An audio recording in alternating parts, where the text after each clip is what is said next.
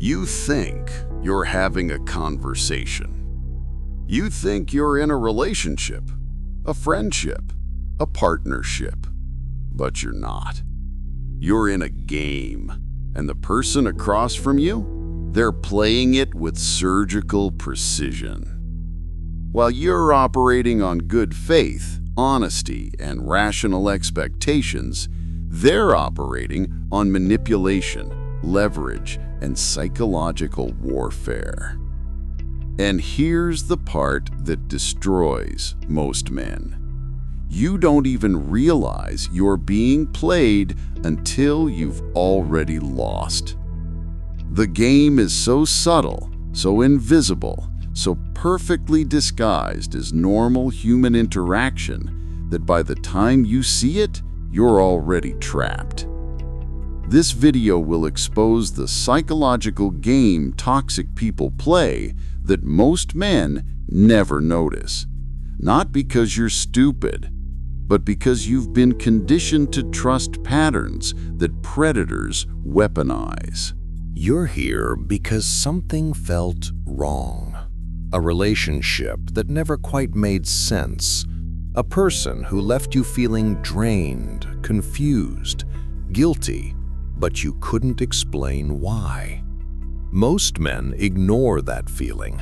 They gaslight themselves. They think, maybe I'm overreacting. Maybe I'm the problem. But you're different. You're the type who questions, who analyzes, who refuses to be a pawn in someone else's game. What you're about to learn isn't in self-help books. It's not taught in therapy.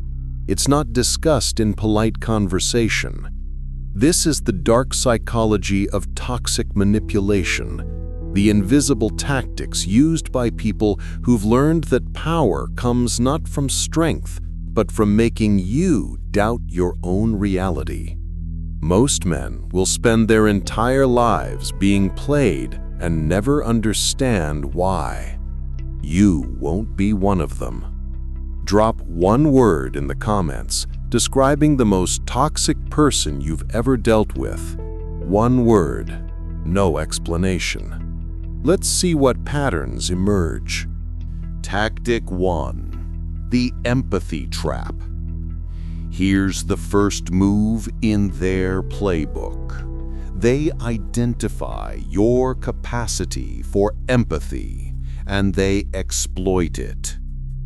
Toxic people are masters at spotting good men. Not good in a naive sense, good in a dangerous sense.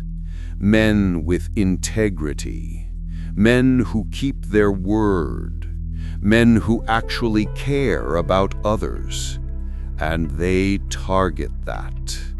They tell you a story, a struggle, a trauma, a vulnerability.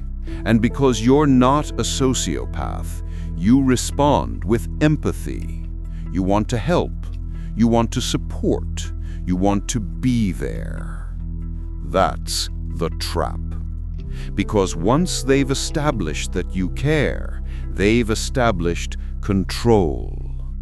Now every boundary you try to set is met with, "I thought you cared about me." Every time you pull back, they remind you of their suffering. Every time you prioritize yourself, you're made to feel selfish. Machiavelli understood this.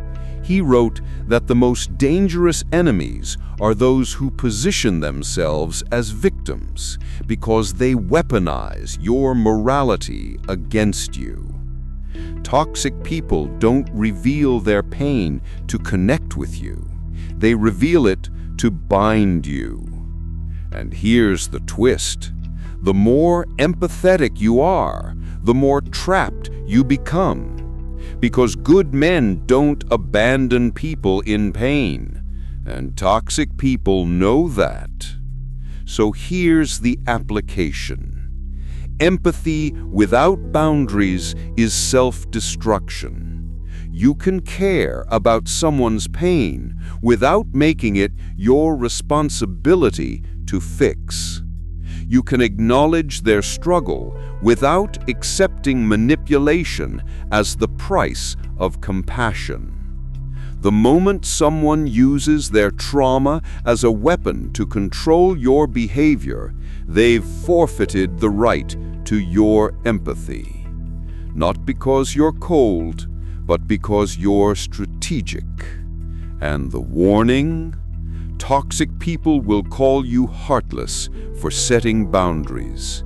They'll accuse you of abandoning them, of being cruel, of not understanding. That's how you know the boundary was necessary. Tactic 2. Reality distortion. This one is insidious. Toxic people don't argue with facts. They argue with your perception of reality. You'll have a conversation. Something will happen. A promise will be made. A boundary will be crossed. And then, days or weeks later, when you bring it up, they'll look at you like you're insane. That never happened. You're remembering it wrong. I never said that. You're being overly sensitive.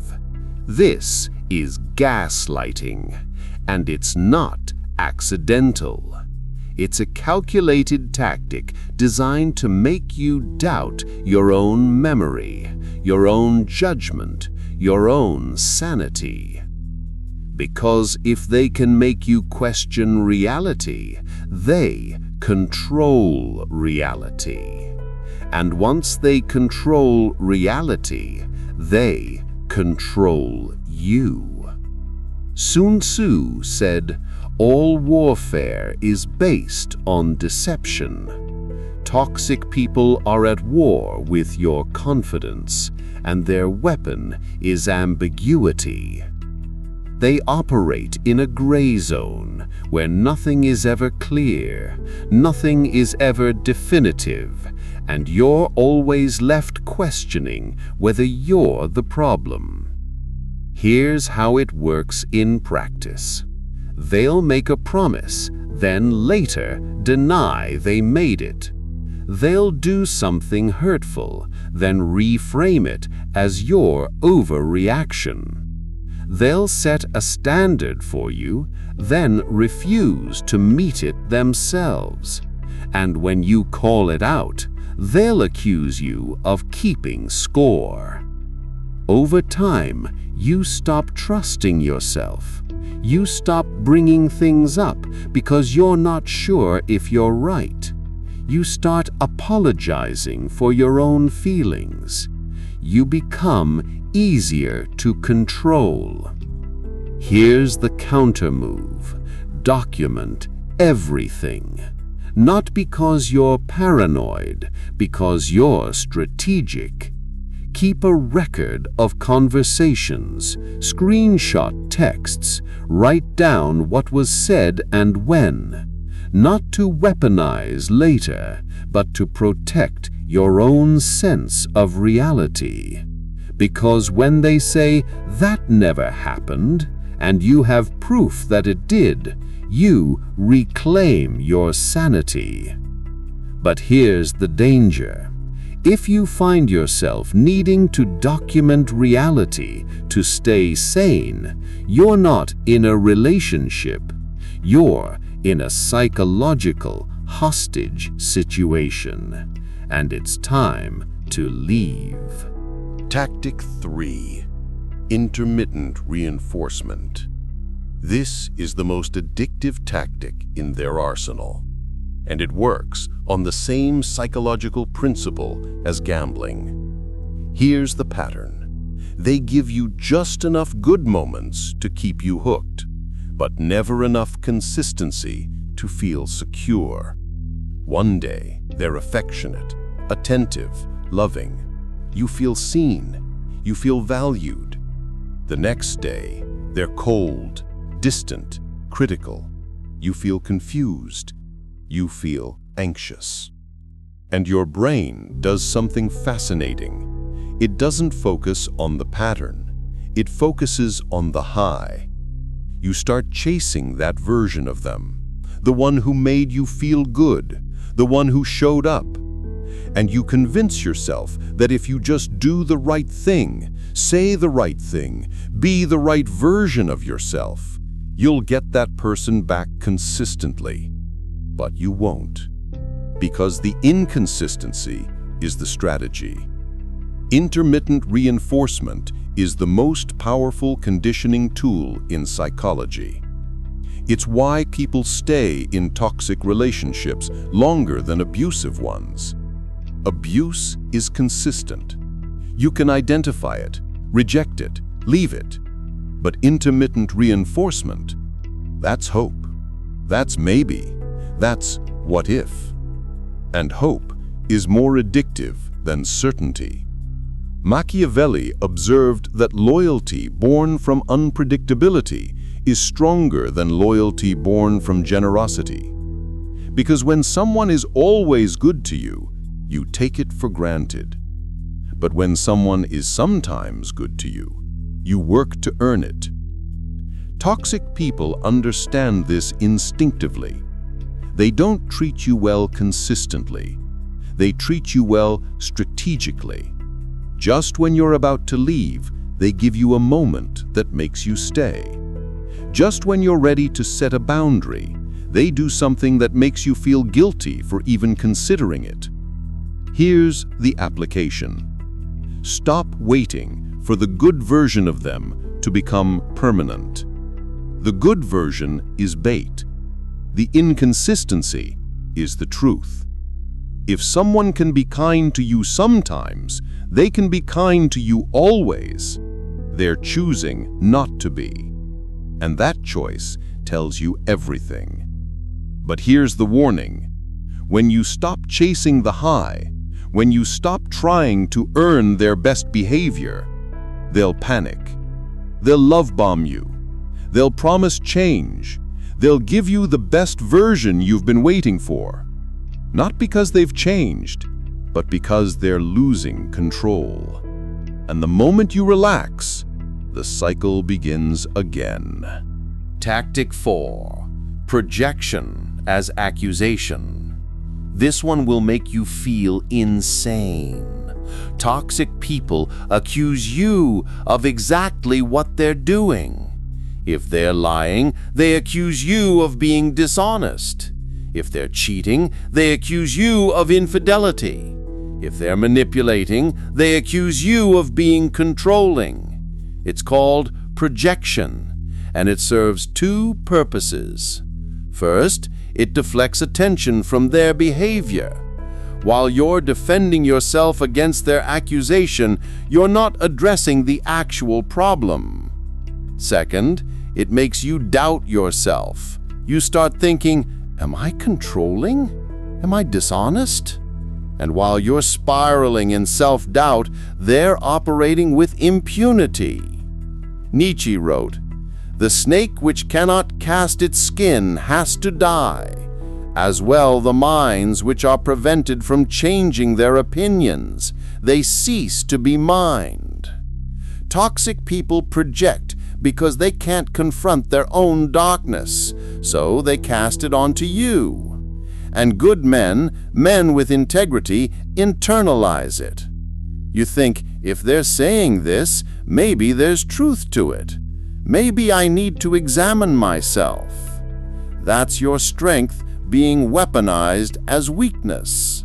Because while you're introspecting and taking accountability for things you didn't do, they're continuing the behavior they accused you of. Here's the pattern. They cheat, then accuse you of being suspicious. They lie, then accuse you of not trusting them. They manipulate, then accuse you of trying to control them. And the genius of it? You end up apologizing. Here's the application. When someone accuses you of something that doesn't match your behavior, investigate their behavior. 9 times out of 10, the accusation is a confession. They're telling you exactly what they're doing, just projecting it onto you. So, instead of defending yourself, which is what they want, Flip the script. That's interesting that you'd bring that up. Is that something you're struggling with? Watch how fast they deflect. But here's the danger. Confronting projection doesn't stop it. It escalates it. Because you've just exposed their tactic. And toxic people don't respond to exposure with accountability. They respond with rage. Tactic 5. The manufactured crisis. Toxic people are never stable for long. Just when things are calm, just when you're starting to relax, boom, crisis, an emergency, a meltdown, a problem that requires your immediate attention, energy, and resources. And here's what most men don't realize. The crisis is manufactured, not fake, manufactured. There's a difference. They create situations that feel urgent, that seem critical, but are actually designed to keep you off balance. Because when you're in crisis mode, you're not thinking clearly. You're reacting. And reaction is control. Think about it. When was the last time things were stable with this person? When was the last time you had space to think, to breathe, to evaluate the relationship without some emergency pulling your focus? You can't, because they don't let you. Every time you step back, they pull you in with urgency. Machiavelli wrote that the most effective control comes not from force, but from keeping subjects in a constant state of uncertainty. Toxic people are masters of manufactured chaos. A fight out of nowhere, a sudden accusation, a crisis with a friend, a health scare, a financial emergency. Always something, always urgent, always requiring you to drop everything. Here's the pattern. You try to set a boundary, crisis. You try to have a serious conversation, crisis. You try to take space for yourself, crisis. And because you're a good man, you respond, you help, you show up. That's the trap. Because the crisis isn't the problem. The pattern is the problem. Here's the application. Stop responding to every emergency like it's life or death. Start asking, is this actually urgent or is this a pattern? Because once you see the pattern, you see the manipulation. Real crises are rare. Manufactured crises are constant. And if someone's life is always in chaos, they're either phenomenally unlucky or they're addicted to the control that chaos gives them over you. But here's the warning. The moment you stop responding to manufactured crises, they'll escalate. The emergencies will get bigger. The accusations will get sharper. The stakes will feel higher. Not because things are actually worse, but because their control is slipping. And for toxic people, losing control feels like death. Tactic 6. Selective amnesia. This one will drive you insane. Toxic people have perfect memory for your mistakes and zero memory for their own.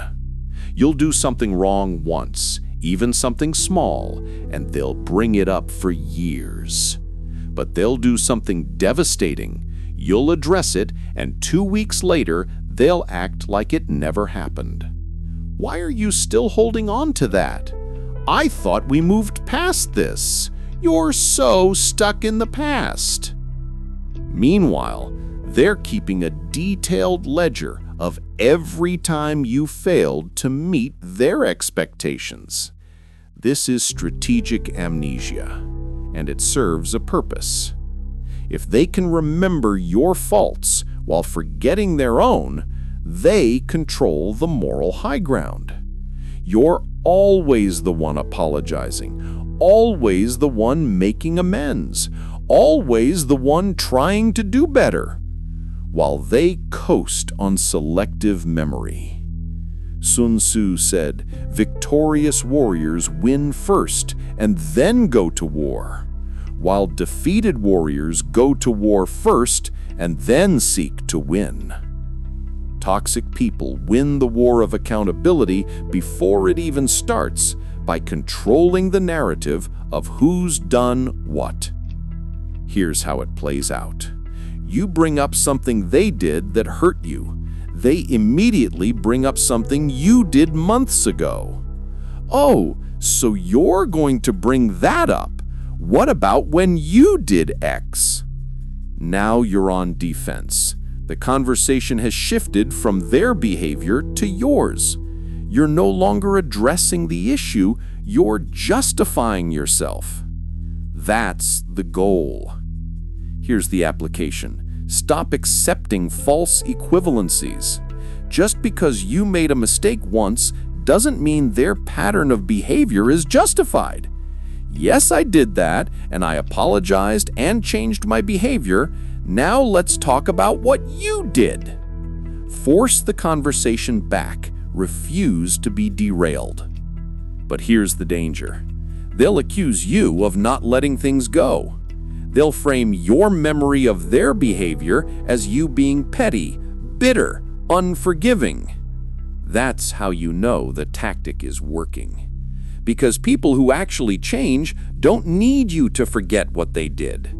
They prove through action that they're different.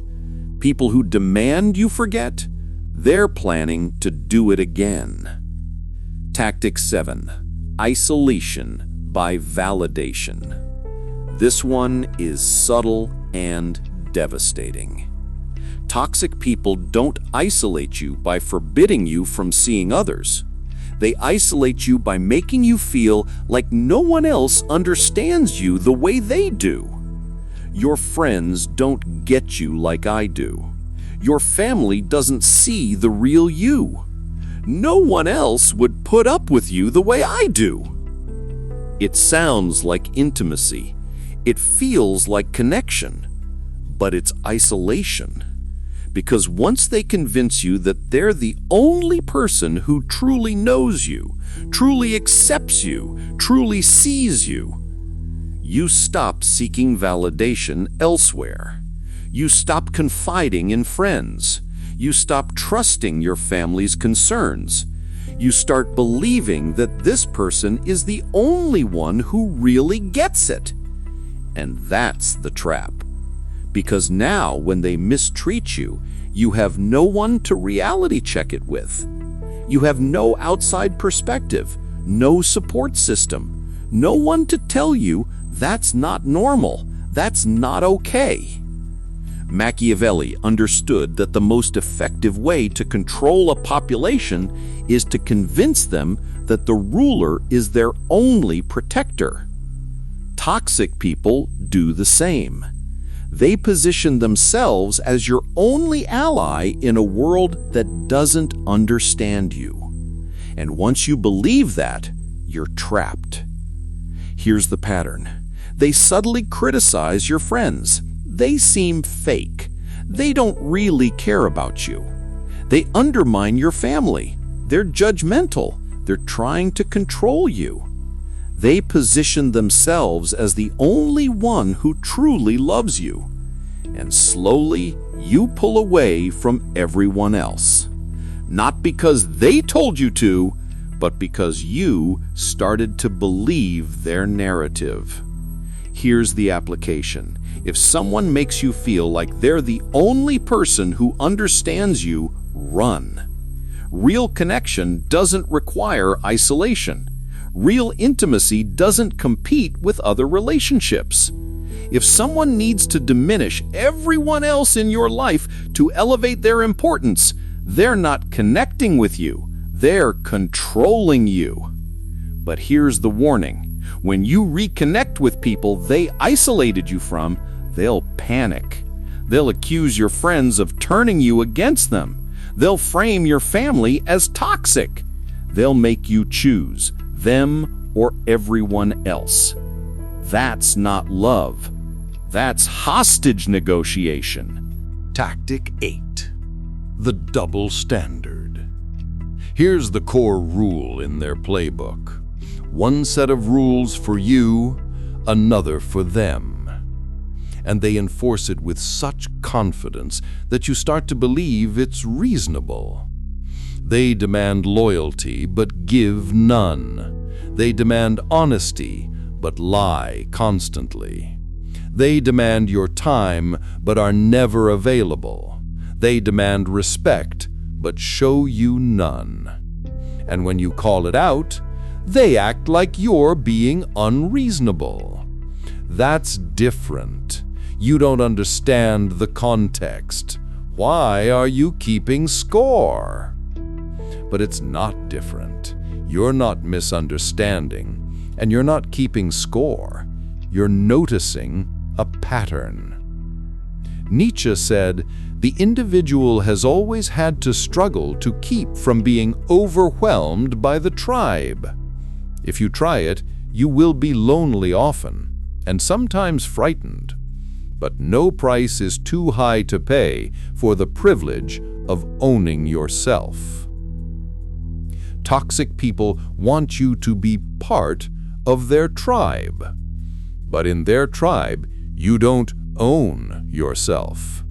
You operate by their rules, and their rules change depending on what benefits them in the moment. Here's how it plays out. You forget to text them back? You don't care about me. You're inconsiderate. They ghost you for days. I was busy. Why are you so needy? You spend time with friends. You never make time for me. They cancel plans constantly. Oh, you're so demanding. I need space. Double standards aren't accidental. They're strategic. Because if you're always wrong and they're always justified, they maintain permanent moral superiority. Here's the application. The moment you notice a double standard, name it. I notice that when I do X, you call it Y. But when you do X, it's justified. Help me understand that.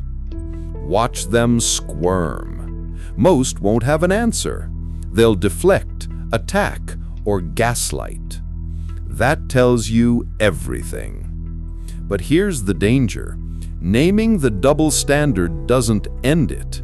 It just makes them more covert about enforcing it. They'll stop being obvious. They'll operate in subtler ways. But the double standard remains. And if someone can't treat you with the same standards they demand from you, you're not in a relationship, you're in a hierarchy. And you're at the bottom. Tactic 9. Weaponized incompetence. This one is brilliant and infuriating. Toxic people don't refuse to do things. They do them so badly that you stop asking. They'll forget important things. They'll misunderstand clear instructions. They'll try their best and fail spectacularly. And after enough failed attempts, you stop delegating. You just do it yourself. That's the goal.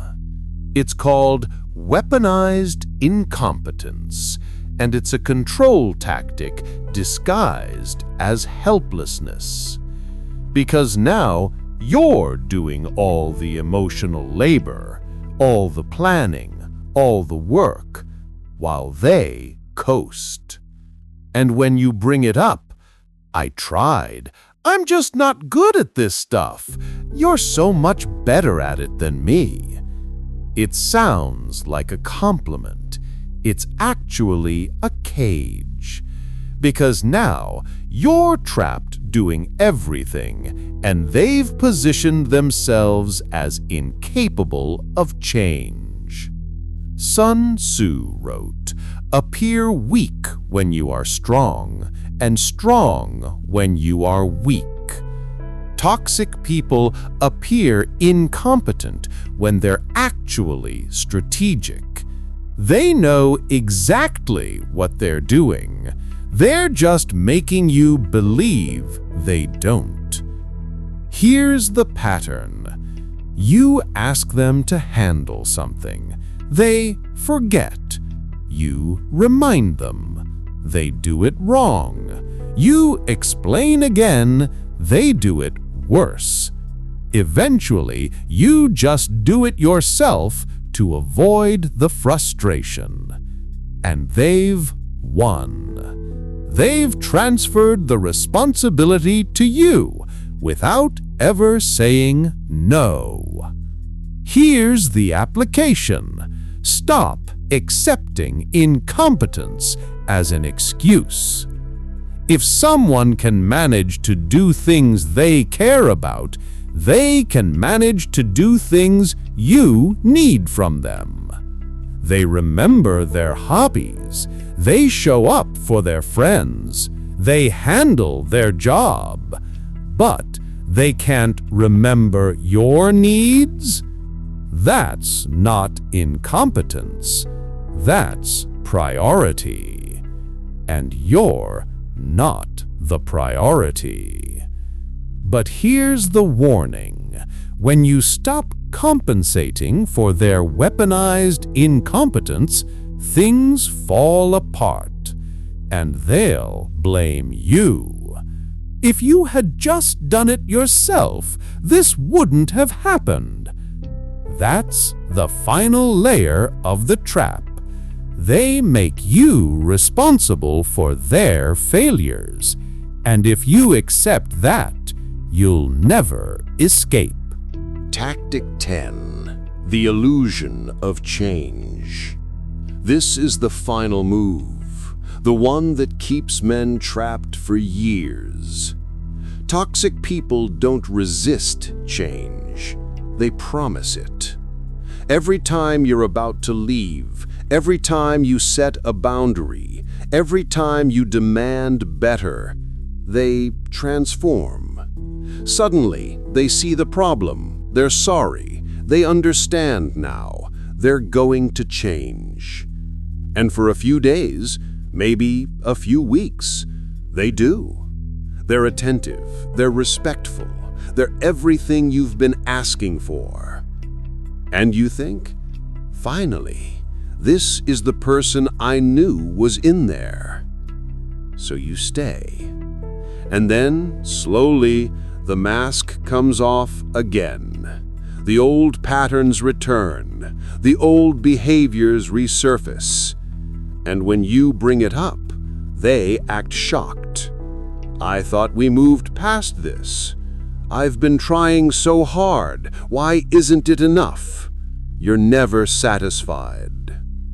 This is the illusion of change, and it's the most devastating tactic in their arsenal, because it gives you just enough hope to stay, but never enough transformation to heal. Machiavelli wrote, "Men are so simple and so much inclined to obey immediate needs that a deceiver will never lack victims for his deceptions." Toxic people know that good men want to believe in redemption, in growth, in the possibility that people can change. And they exploit that belief. They don't change, they perform change. Just long enough to reset your tolerance. Here's the pattern. You threaten to leave, they panic. They promise change, you give them a chance. They improve temporarily, you feel hope. They regress, you feel confused. You threaten to leave again. The cycle repeats. And each cycle erodes a little more of your self-respect, your boundaries, your sense of what's acceptable. Here's the application. Stop measuring change by promises. Measure it by sustained behavior. Real change doesn't need announcements. It doesn't need credit. It just happens consistently over time. And if someone can only change when you threaten to leave, they're not changing, they're managing you. But here's the final truth. Some people aren't broken and in need of fixing. They're functioning exactly as intended. They're getting their needs met. They're maintaining control.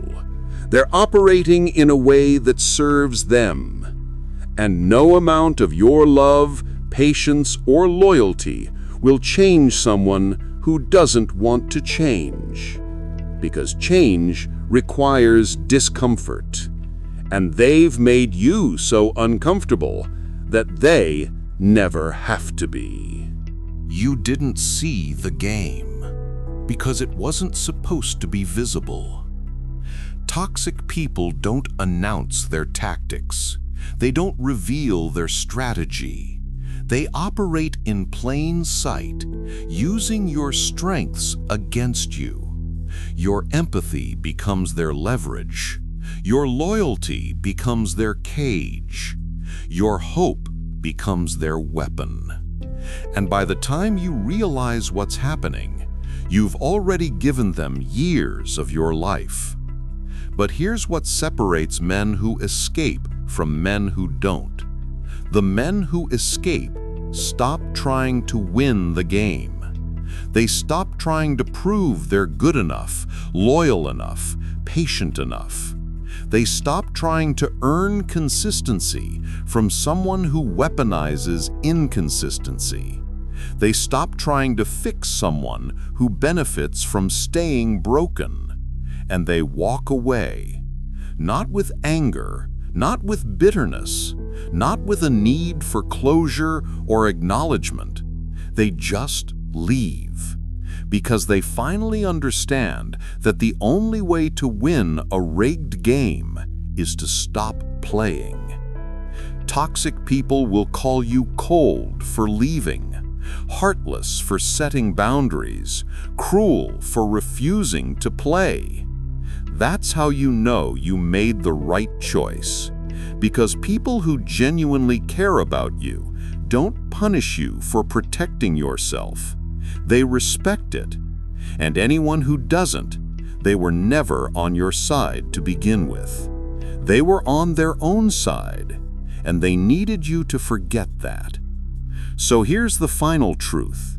You're not responsible for fixing people who are committed to staying broken.